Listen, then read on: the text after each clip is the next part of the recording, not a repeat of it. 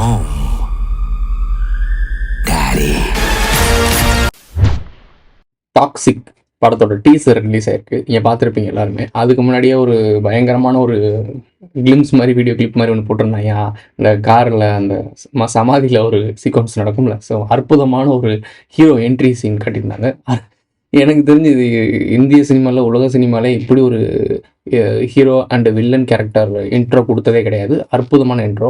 இதுக்கு முன்னாடி ஒரு படத்தில் பண்ணியிருப்பாங்க. எந்த படத்தில் பண்ணியிருப்பாங்க அப்படின்னா, தனி ஒரு ஒன்று பண்ணியிருப்பாங்க. சித்தார்த்த அபிமன்யு அவனை இன்ட்ரோ பண்ணுறப்ப அந்த லெஃப்ட்டில் அந்த ஒரு சீக்வன்ஸ் நல்லாயிருக்கும். அது ஸ்மார்ட்டாக நீட்டாக ஒரு டெவில் மாதிரி காட்டியிருப்பாங்க. இதில் நேரடியாகவே மான்ஸ்டர் மாதிரி காட்டியிருப்பாங்க. சரி, டாக்ஸிக் டீசர் ரிலீஸ் ஆகிருக்கு. இதில் நீங்கள் பார்க்க வேண்டியது என்ன விஷயம் அப்படின்னா, நீங்கள் நல்லா நுணுக்கமாக பாருங்கள். முதல் எடுத்தோன்னா இந்த எலைட் பீப்புளெலாம் ஒரு இடத்துல ஒன்றா கூடியிருக்கானுங்க. ஒரு ஃபங்க்ஷன் மாதிரி இருக்குது. எலைட்லாம் ஒன்றா போடுறாங்க. எப்சன் ஃபைலில் ஒரு ஐலாண்டில் அந்த மாதிரி இது ஒரு ஐலாண்டு மாதிரி இருக்குது. அங்கே கூடியிருக்கானுங்க. ஒரு பேக் ஷாட்லேருந்து காட்டப்படுது. ஹீரோ நடந்து போகிறாப்புல. எய்த்தாப்பில் ஒரு வால் இருக்குது. இந்த வாலில் ஒரு ஃபோட்டோ இருக்குது. இந்த ஃபோட்டோவில் தான் ஒட்டுமொத்த ஸ்டோரியும் அந்த ஃபோட்டோவில் சொல்லப்பட்டிருக்கு. என்ன ப்ரோ சொல்கிறீங்க, அப்படி என்ன ப்ரோ அந்த ஃபோட்டோவில் இருக்குது அப்படின்றது அதை கொஞ்சம் டீட்டெயிலாக பார்க்கணும் அப்படின்னா வீடியோ ஃபுல்லாக பாருங்கள். சேனலை சப்ஸ்கிரைப் பண்ணுங்கள், லைக் பண்ணுங்கள், கமெண்ட் பண்ணுங்கள். உங்களுடைய கருத்துக்கள் தான் இங்கே ரொம்ப முக்கியமாக தேவைப்படுது. ஸோ எந்த மாதிரி விஷயங்கள்லாம் அடுத்தடுத்து பேசணும், என்னென்ன விஷயங்கள் உங்களுக்கு தேவையான இருக்குது, அதெல்லாம் நீங்கள் கமெண்ட்டில் சொன்னீங்கன்னா அடுத்தடுத்து ஒவ்வொன்றா ஃபீல் பண்ணலாம். காடை போட்டு விட்டுருங்க, போட்டிங்கன்னு வைங்க, எனக்கும் சேஃப்டி. அது உண்மையாலுமே இருந்தா கூட யாரும் உங்களாண்ட வந்து எந்த கேள்வியும் கேட்க முடியாது. நல்ல ஐடியா சார், ஃபாலோ பண்ணிக்கிறேன். ஒருத்தர் ஸ்மோக் பண்ணிக்கிட்டே இந்த டஸ்ட்டை தட்டிக்கிட்டே இருக்கும்போது ஒரு வார்த்தை சொல்லிகிட்டே வருவார். அவரோட நரேஷனில் தான் அந்த டீசரே ஹைலைட் பண்ணப்படுது. அது என்ன சொல்கிறாரு அப்படின்னா, இந்த முறை போர் வேறு மாதிரி, ஸோ அவங்களோட சூழ்ச்சியும் வேறு மாதிரி, எல்லாரையும் பகைச்சிக்கிட்டு வாழ முடியாது, ஸோ பிடிவாதம் பிடிக்காமல் கிவ் அப் பண்ணிடு ராயா அப்படின்னு சொல்கிறாங்க. ஸோ ராயா நாங்கள் பிறாங்க, ஸோ ராயா அப்படின்னு சொன்னோடனே அப்படியே பார்த்துட்டு இருக்காப்புல. அது டாக்ஸிக் நம்மளோட ஹீரோ இருக்காப்புல இல்லை, யாஷ், அவர் தான் அந்த ராயான்ற வார்த்தை போல். ஸோ அந்த நேம் அட்ரஸ் பண்ணுறாங்க. அவர் எய்த்தாப்பில் ஆப்போசிட்டில் வந்து குடிச்சிட்டு இருக்கும்போது அந்த கண்ணாடி பாட்டில் எடுத்து அந்த ஆஸ் தட்டுறாப்புல, அதை எடுத்து சங்கிலே போட்டு முடிஞ்சு போச்சு தான். ஆனால் அதை நான் எப்போ முடிவு பண்ணுறேனோ அப்போ தான் முடிஞ்சு போச்சு. நீங்கள் சொல்கிறது தான் முடிவு. அதான் சொல்லுவாங்கள்ல, கிவ் பண்ணிடு அப்படின்னு சொல்கிறாங்கல்ல, விட்டு கொடுத்துருன்னு சொல்கிறாங்கல்ல, அது பேர் என்ன, முடிஞ்சு போன விஷயந்தான். ஆனால் அதை நான் முடித்த பிறகு, அதாவது என் பாயிண்ட் ஆஃப் வியூவில் முடிஞ்சால் தான் அது முடிஞ்சது அப்படின்னு சொல்லி ஒரு ஷார்ட் காட்டியிருப்பாங்க. ரொம்ப ஆக்ரோஷமாக ரத்த கலரையாக தெரியுது பிளட். இந்த அளவுக்கு ஒரு வல்கராகவும், இந்த அளவுக்கு ஒரு என்ன சொல்கிறது, நமக்கே என்னடா அப்படின்ற மாதிரி பார்க்குற மாதிரி ஷான்னு ஒரு படம் இருக்கும். இந்த மக்கள்லாம் ஷான்னு ஒருத்தனை கட்டி போட்டு அறுத்து நாங்கள் கொடூரமான சைக்கோ கொலைகாரனை காட்டுவாங்க. ஸோ அது ஒரு சைக்கோ சம்மந்தப்பட்ட ஒரு மூவி. ஸோ அதனால் அது அப்படி கேட்டகரியில் சேர்த்திடலாம். பட் இது பொதுவான ஆடியன்ஸ் பார்க்கக்கூடிய ஒரு படத்தில், அதுவும் யாஸ்ன்ற மாதிரி ஒரு கேஜிஎஃப்ல எப்படி ஒரு கேரக்டராக காட்டியிருக்காங்க, பேன் இண்டியா ஸ்டார் மாதிரி ஆயிட்டாப்புல. ஸோ இவர் இந்த மாதிரி ஒரு படம் ரொம்ப ரத்தம் தெறிக்கி எடுக்கிறான்றப்போ, இது ஏற்கனவே வன்முறையின் உச்சத்தில் போயிட்டு இருக்கானுங்க அவனுங்க. இதெல்லாம் பார்த்து இன்னும் வெறி இதெல்லாம் பண்ணுறது வந்து ஒரு கெத்து மாதிரியும் ப்ரௌட் மாதிரியும் ஃபீல் பண்ண ஆரம்பிச்சிட்டானுங்கன்னா சமுதாயம் நாடும் என்ன ஆகுதுன்னு எனக்கு தெரியல.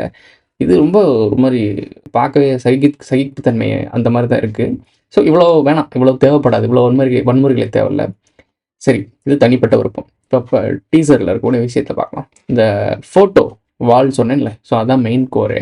இந்த ஃபோட்டோ நீங்கள் நல்லா பார்த்தீங்கன்னா 4 ஹார்ஸ்மேன் ஒரு பண்டைய கதைகளை சொல்லுவாங்க. இந்த 4 ஹார்ஸ்மேன் அப்புறம் ஒரு ஆட்டுக்குட்டி, இது நீங்கள் படிச்சிருப்பீங்க.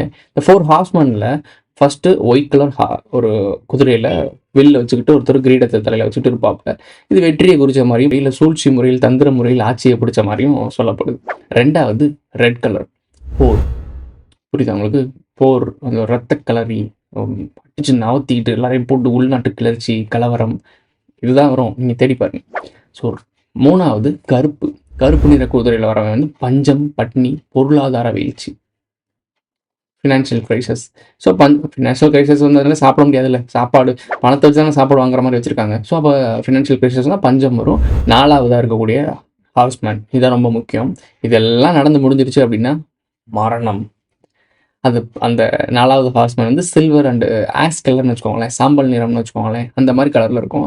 ஸோ அது வந்து கையில் மரணத்தை கொண்டுட்டு வருது. ஸோ மரணத்தை குறிக்கிறது. ஸோ ஒரு கருப்பு கலர் வந்து கையில் தராசு வச்சுட்டு வரும், நீதி, ஜட்ஜ்மெண்ட் டேன்ற மாதிரி, யார் தகுதி உள்ளவை தப்பி பிழைக்கும், அந்த கான்செப்டில் வரும். பட் நாலாவது இருக்குது மரணம் தான். ஸோ மரணம். இதை நீங்கள் நம்ம உலகப் போர் நடக்கிறதுக்கு முன்னாடி பொருளாதார வீழ்ச்சி, அதுக்கு மேல உள்நாட்டு கிளர்ச்சி, கலவரங்கள், அதுக்கப்புறம் போர், கடைசி மரணம், நியூக்ளியர் அட்டாக் மூலம் மரணம். இது இப்போ நடந்துச்சுன்னா, இந்த 4 ஹார்ஸ்மேன் ரியல் லைஃப்ல நடக்குதா? இது இன்னைக்கு தான் நடக்குதா? இல்ல எதுக்காக தான் இவங்க எழுதினாங்கலாம் கிடையாது. காலமாக இது இருக்கு. இந்த 4 ஹார்ஸ்மேன்னு சொல்லிட்டு இது ஒரு புராண கதை மாரி எழுதி வச்சிருக்கானுங்க. 4 ஹார்ஸ்மேன் மெசேஜ் வந்துருச்சுன்னா, போருக்குள்ள போறோம். மக்கள் அப்பலாம் புடுத்துல போறோம்னு அர்த்தம். ஸோ இந்த டாக்ஸிக்ன்ற படம் பேரே பாருங்க. சகிப்பு அருவருக்கத்தன்மை, அதாவது டாக்ஸிக் ரிலேஷன்ஷிப்லாம் சொல்லுவாங்க. அந்த மாதிரி டாக்ஸிக்கான ஒரு விஷயம். அதாவது ஏற்றுக்கொள்ள முடியாத அ அருவருக்கத்தக்க ஒரு விஷயம் செய்யக்கூடிய ஆள். அந்த படத்துலயும் அப்படிதான் காட்டப்பட்டிருக்கு. இது நிறைய இடத்துல காட்டும்போது ஜோக்கர்ஸ், இந்த ராயல் சர்க்கஸ்ன்னு போட்டிருக்கானுங்க.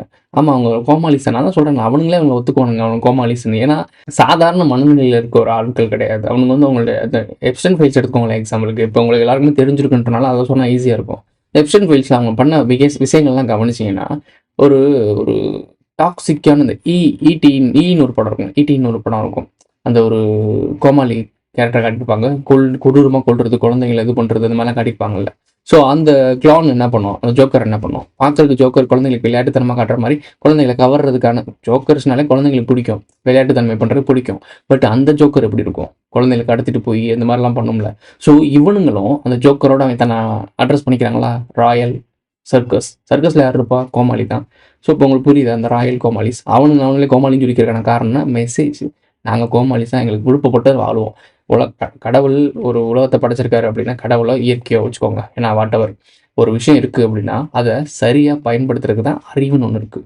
ஆனால் அவனுங்க எனக்கு பிடிச்ச மாதிரி தான் பயன்படுத்துவேன், அது எவனுக்கு எப்படி போனால் எங்களுக்கு என்ன அப்படின்ற மாதிரி பெண் சுதந்திரம், பெண் விடுதலை, அந்த சைடில் அந்த மாதிரி அந்த கருப்பு சட்டை கூட்டம் அவங்க பண்ணுற வேலை. ஸோ அந்த மாதிரி கோமாளிஸ் பண்ணுற வேலை. இந்த கோமாளிகள் இந்த படங்கள் முழுக்க தெளிவாக காட்டப்படுறாங்க. இந்த கேரக்டர், டெவில் கேரக்டர் காட்டுறாங்க, ஹீரோ கேரக்டர். இந்த ஹீரோ கேரக்டர் அவங்களுடைய முழுமையான அந்த அரக்கத்தன்மையை காட்டுது.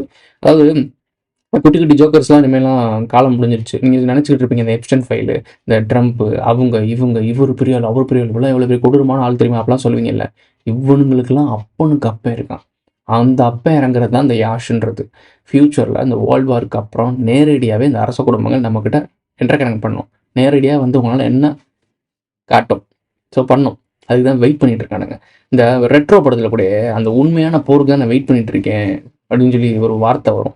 அது எதுக்குன்னா, அவங்க உள்ளார்ந்து அப்படி வெறியில் இருக்காங்க. அவங்க ஒரு மாதிரி சொல்லல, அவங்க ஒரு மாதிரி வெறி பிடிச்ச வேங்கைன்னு வச்சுக்கோங்களேன். நிம்மதியாக வாழ முடியல அவங்களால. ஏன்னா அந்த உலகத்தை டேக் ஓவர் பண்ணுறதுக்கு இப்போ கிட்டத்தட்ட இந்த உலகம் அவங்க கண்ட்ரோலில் தான் இருக்குது. ஆனால் சவுத் இந்தியாவில் எங்கேருந்து விரட்டப்பட்டாங்களோ அந்த இடத்துக்கு வந்து இந்த லேண்டை பிடிச்சி டிக்ளேர் பண்ணிட்டு, ஆமாம் இது எங்கள் லேண்டு, நாங்கள் ஆள்றோம் அப்படின்னு சொல்லிக்கிட்டு அவங்களால ஆள முடியல. பல்லாயிரம் ஆண்டுகளாக இந்த பூமி அவங்க கட்டுப்பாட்டுக்குள்ள தான் இருக்குது.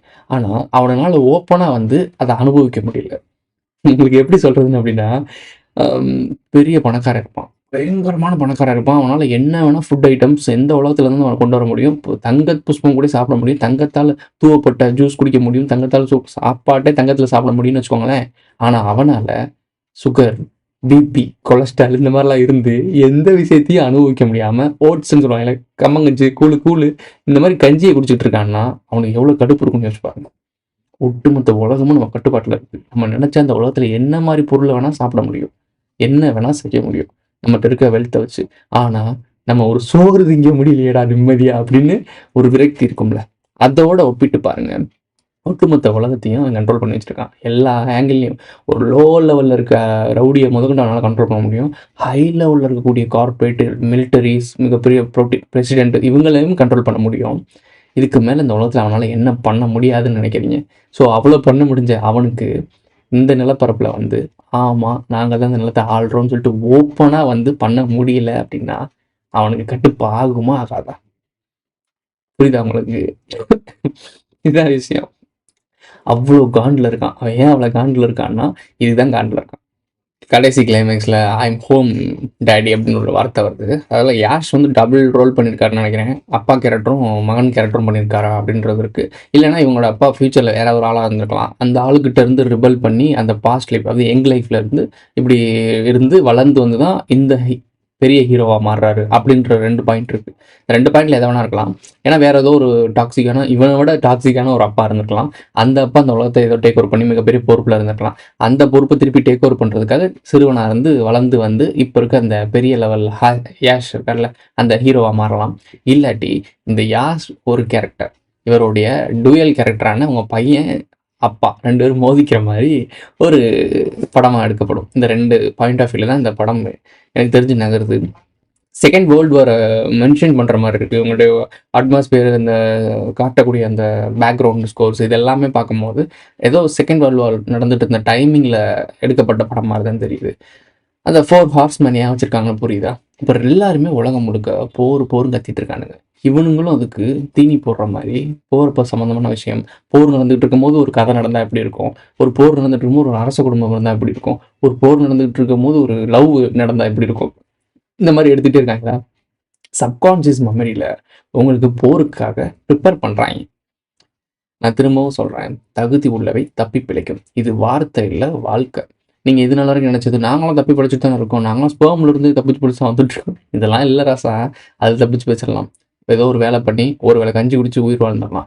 சர்வைவ் ஆஃப் ஃபிட்னஸ்னால் என்ன தெரியுமா? எந்நேரத்தில் நம்ம வீட்டுக்குள்ளே எவன் பூருவான்னு தெரியாது, எந்நேரத்தில் நமக்கு உயிருக்கு அச்சுறுத்தல் எவன் என்ன பண்ணுவான்னு தெரியாது, எந்நேரத்தில் நம்மளோட பெண்களுக்கு என்ன நடக்கும்ன்றது தெரியாது, எந்த இடத்துலையும் நமக்கு பாதுகாப்பு இல்லைன்ற ஒரு நிலைமை வரும். அப்படி வரும்போது அதில் சர்வே பண்ணுறது அதுதான் ஃபிட்னஸ். காட்டில் பல மிருகங்கள் கூட சர்வே பண்ணி நம்ம வாழ்ந்துட்டோம். பட் நாட்டில் பாதுகாப்புன்னு சொல்லி கூடு 4 செவத்துக்குள்ள அடிச்சுக்கிட்டு பூட்டை போட்டு எல்லாம் போட்டு உட்காந்து நிம்மதி இல்லாமல் பயத்தில் வாழ்கிற வாழ்க்கை இருக்கு பாரு, அதில் நீ சர்வே பண்ணுவ. அதுதான் சர்வே ஆஃப் ஃபிட்னஸ். இது என்னைக்கு உனக்கு புரியுதோ அந்த கேலி கிண்டலு கான்ஸ்பிரசி இலுமினாட்டி இதெல்லாம் புரியவே போகிறதில்ல. அவனோட பிளான் கிளியர் கட்டாக தெளிவாக போயிட்டுருக்கு. நீங்கள் தான் என்னமோ எவனையாவது திட்டிக்கிட்டு எவனையாவது புலம்பிக்கிட்டு என்ன பண்ணுறதுன்னு தெரியாமல் தற்கொலை மாதிரி புலம்பிட்டு இருக்கீங்க. இதனால உங்களுக்கு எந்த பிரயோஜனமும் கிடையாது. அது நடக்கத்தான் போகுது. அதுக்கு நீ ப்ரிப்பேர் ஆகலை. எல்லாரும் சொல்கிறீங்க ஈஸியாக, ஆமாம் வந்தால் வந்துட்டு போது பார்த்துக்கலாம், இருந்து வாழ்ந்து என்ன பண்ண போகிறோம், அப்படியே போய் சேர்ந்துடுறோம் அப்படின்னு நினைக்கிறேன். உன்னை சும்மாலாம் சேர விட மாட்டான். நீ என்ன நினச்சிட்டு இருக்க? ஒரே நாளில் உன்னை முடிச்சுடுவான்னு நினைக்கிறியா? ஒவ்வொரு நாளும் சோத்துக்கு வழி இல்லாமல் இருப்ப. உன் குழந்தை, உன் பிள்ளை, உன் சொந்தக்காரங்க, உன்னுடைய ஃபேமிலி, உங்கள் அப்பா, உங்கள் தங்கச்சி, உங்கள் உடன் உறவாடுற உங்கள் ஃப்ரெண்ட்ஸ், இவங்க எல்லாரும் கண்ணு முன்னாடி அவதிப்படுறத மரணிக்கிறத கண்ணு முன்னாடி பார்ப்பேன். இலங்கை தமிழர்கள் ஃப்ரெண்ட்ஸ் யாராச்சும் இருந்தாங்கன்னா, இல்லை கொஞ்சம் ஈழ போர் இருக்குல்ல அதை கொஞ்சம் படித்து பாருங்கள், அதோட ஃபோட்டோஸ்லாம் பாருங்கள். இல்லை தெரிஞ்ச ஆட்கள் இருந்தாங்கன்னா, இலங்கையில் இருந்தாங்கன்னா கேளுங்க. இந்த காலத்தில் அவங்க என்னெல்லாம் ஃபேஸ் பண்ணாங்க அப்படின்றத கேளுங்க. ஒன்றுமே நம்ம பார்க்கல, புரியுதா? பல ஆண்டுகளாக நம்ம போகிற நேரடியாக ஃபேஸ் பண்ணலை. நமக்கு எந்த ஒரு ப்ரிப்பரேஷனும் கிடையாது. நம்ம சும்மா சினிமாவில் பார்த்துட்டு வந்துட்டு அதுதான் உண்மை நினச்சிட்டு இருக்கோம். கிரவுண்ட் ரியாலிட்டின்றது ஃபேஸ் பண்ண முடியாது. உங்களுக்கு பல வழியில் பல விஷயங்களை சொல்லியாச்சு.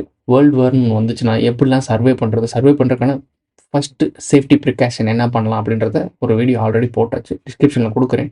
முடிஞ்சால் அதெல்லாம் என்னெல்லாம் செய்ய முடியுமோ இல்லை என்னெல்லாம் கற்றுக்க முடியுமோ கற்றுக்கங்க.